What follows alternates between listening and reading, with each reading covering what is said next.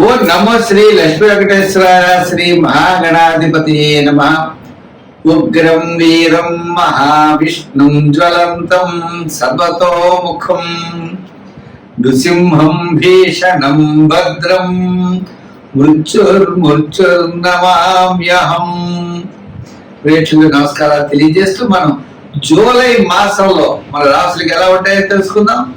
July మాసంలో గ్రహాల యొక్క పరిస్థితి ఎలా ఉన్నది, ఏ గ్రహాలు ఎక్కడ ఉన్నాయి తెలుసుకుని మనం ఒక్కొక్క రాశి గురించి కూడా తెలుసుకుందాం.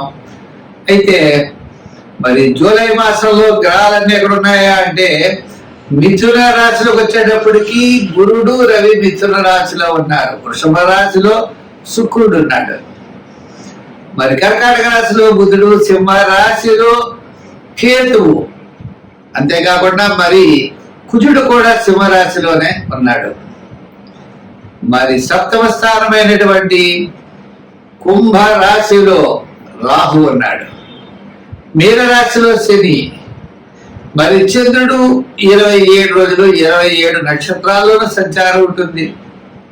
కాబట్టి మనకి మన యొక్క రాశులకి జూలై నెలలో మనం ఎలా ఉంటుంది, ఏ విధమైనటువంటి సులభమైన పరిహారాలు మనం చేసుకోవచ్చు, చేసుకుంటూ ఏ విధమైనటువంటి కార్యాన్ని మనం పూర్తి చేయగలుగుతాం అని మానవుని యొక్క ప్రయత్నం.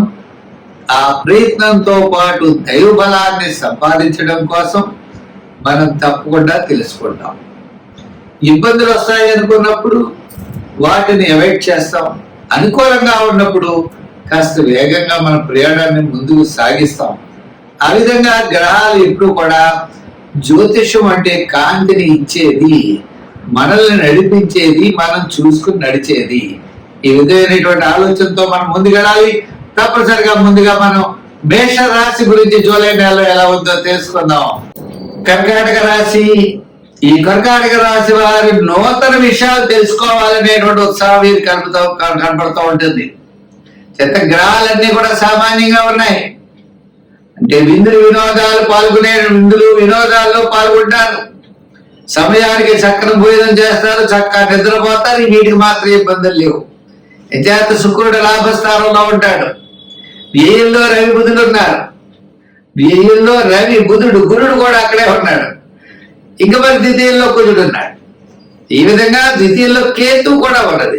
లిక్విడ్ మనీ అంటే మనం ఏదో డబ్బులు దాచుకుంటా ఉంటే మాత్రం ఉండవు, ఖర్చు పెట్టేస్తూ ఉంటారు. ఎంత డబ్బులు వచ్చినా కూడా ఖర్చు అయిపోతూనే ఉంటాయి. మీ యొక్క ప్రణాళిక అనేది ఉండదు, ప్లానింగ్ విధానం కరెక్ట్గా ఉండదు. దానివల్ల మీరు ఎక్కువగా ఇబ్బంది పడే అవకాశాలు ఉంటాయి. జాతర ఖచ్చితమైన ప్లాన్ అనేది మీకు కర్కాటక రాశి వారికి ఉండాలి. నూతనమైన ప్రయత్నాలు మీరు చెయ్యండి, తప్పు లేదు. స్వల్పమైన అనారోగ్య సూచనలు ఉంటాయి. డాక్టర్ దగ్గరికి వెళ్తే ఏమీ లేదంటాడు. ఏ జబ్బో తెలియదు, ఏ మందో తెలియదు, కానీ ఇబ్బంది పడుతూ ఉంటారు. అందు గురించి ఆందోళన చెందవలసిన అవసరం లేదు.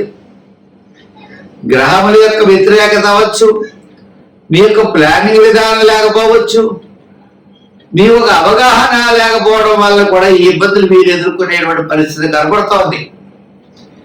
చేత ద్వితీయ కేతువు అది శుభరూపమైనటువంటి ఏమి ఎక్కువ జరిగిపోతుంది. పిల్లల ఫీజులు కట్టడం, పిల్లల కోసం, సంతానం కోసం, లేదా ఏదో కుటుంబ విషయాల కోసం, పాత బకాయిలు తీర్చడం కోసం, ఇలా ఏదో రకమైనటువంటి ఏం జరిగిపోయేటువంటి పరిస్థితులు అయితే తప్పనిసరిగా కనబడుతున్నాయి. శ్రమ, చికాకులు ఉంటాయి. మీ పనులు మీరు సకాలంలో పూర్తి చేయగలుగుతారు.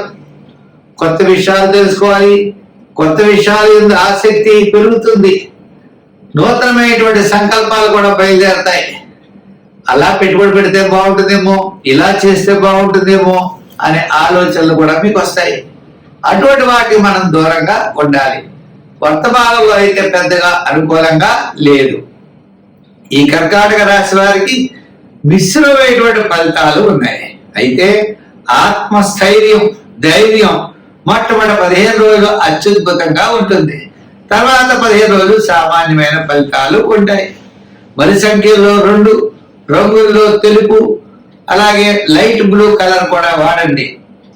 చాలా మంచి ఫలితాలు ఉంటాయి. మనం చేయవలసిన పని ఏంటి అంటే వినాయకుడిని రోజు పూజించాలి. బుధవారం వినాయకుడికి ఉండ్రాలు నైవేద్యం పెట్టండి, వినాయకుడిని పూజించండి, గరికి గడ్డితో పూజించండి. రోజు బెల్లం ముక్క వినాయకుడి నైవేద్యం పెట్టి ఆ ముక్కను మీరు స్వీకరించండి. తద్వారా మీకు అనుకూలమైనటువంటి ఫలితాలు, కార్యజయం, సర్వత్రా చికాకులు తగ్గుతాయి, అనారోగ్య సమస్యలు కూడా తగ్గి ఆరోగ్యంగా బ్రహ్మాండంగా ఉంటుంది. స్వస్తి. సింహరాశి ఈ జూలై నెల సింహరాశి వారికి అత్యద్భుతంగా ఉన్నది. గ్రహాలన్నీ కూడా చాలా అనుకూలంగా ఉన్నాయి. ఒక శాటర్న్ తప్ప చెప్పాలంటే రాశిలో కుజుడు కూడా ఉన్నాడు. ఇదే రవి మంచి పొజిషన్ లో ఉన్నాడు.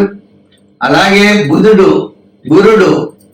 ఏ స్థానంలో ఉన్నప్పటికీ శుక్రుడు, రవి, గురుడు ఇలా మిగిలిన గ్రహాల యొక్క అనుకూలత వల్ల కూడా ఈ జూలై నెల ఈ సింహరాశి వారికి అత్యద్భుతమైనటువంటి ఫలితాలు పొందగలుగుతారు. కుటుంబ, ఆర్థిక, సంతానపరమైన వ్యవహారాలు చాలా ప్రోత్సాహకరంగా ఉంటాయి. బంధుమిత్రుల యొక్క సహాయ సహకారాలు అనుకూలిస్తాయి.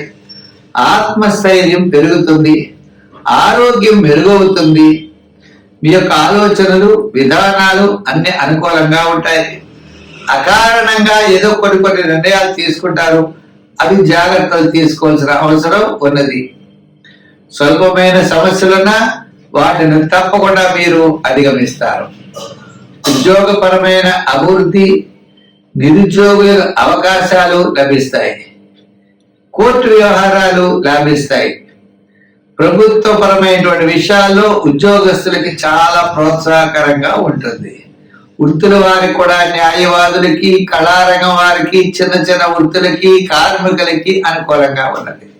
వ్యాపారపరమైన ఆర్థిక లావాదేవీలు కూడా మొట్టమొదటి 15 రోజులు చాలా అత్యద్భుతంగా ఉంటాయి. తర్వాత 15 రోజులు సామాన్యంగా ఉంటాయి. అయితే ఈ రాశి వారు ఈ యొక్క జూలై నెలలో అనుకూలమైన ఫలితాలతో పాటు శని ప్రభావం, అష్టమ శని కూడా ఉన్న కారణం చేత కొంత శ్రమ పడవలసిన పరిస్థితులు వస్తాయి. నల దమయంతుల యొక్క చరిత్ర వింటూ, అంటే వాళ్ళే అన్ని కష్టాలు పడ్డారు కదా, మనం ఎన్ని కష్టాలు పడ్డ, కష్టాలు కాదని భావిస్తాం అన్నమాట. అందుగురించి నల దమయంతుల కథ చదువుతూ ఉంటారు. నల దమయంతులు లాంటి వారికే బోడని ఇబ్బందులు వచ్చాయి, ఇంకా మనం ఎంత అని. అంచేత ఆ కథ తెలుసుకుంటూ, సత్పురుషుల యొక్క గాథలు వింటూ, కుల దైవాన్ని పూజిస్తూ శని భగవానుడిని పూజించాలి. శని భగవానుడి యొక్క సోదరుడైన ఆంజనేయ స్వామిని కూడా పూజించాలి. సుందరకాండ పారాయణ చేయండి, లేదా సుందరకాండలో ఒక్క శ్లోకమైనా రోజు పఠించండి. హనుమాన్ చాలీసా చదవండి. దానాల్లో తిలదానం, కందులు దానం చేయండి. ఈ కందులు కూడా ఎర్రగొడ్డలో కట్టి ప్రవహించే నదిలో మంగళవారం నాడు మీరు వెయ్యండి. కందిపప్పును వెయ్యండి. తప్పనిసరిగా జలచరాల ఆహారంగా స్వీకరించి మీకు అనుకూలమైనటువంటి ఫలితాలు మీకు తప్పనిసరిగా కుజగ్రహం వల్ల మీకు లభిస్తాయి. స్వస్తి.